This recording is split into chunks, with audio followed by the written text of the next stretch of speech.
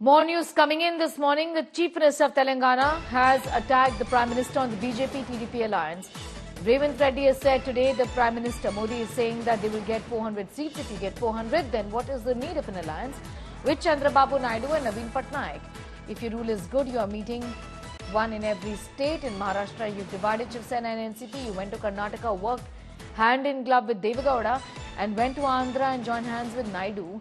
Went to Odisha, made an alliance with Patnaik. Went to Bihar, made an alliance with Nitish Kumar. UP, Apna Dal, Anupriya Patel. Today, the BJP is confident of winning 400 seats. Then why is Modi approaching all of these netas is the question that Revanth Reddy is asking.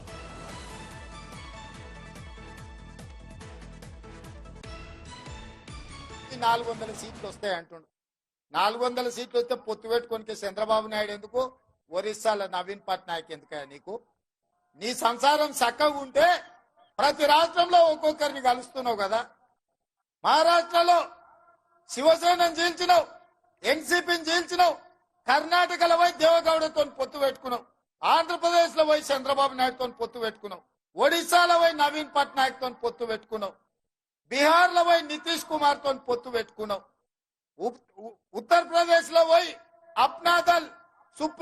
Apna Dal Anupriya Patel తో పొత్తు పెట్టుకున్నావు. ఇవాళ NDA మొత్తం అతుకుల బొంత కాదా?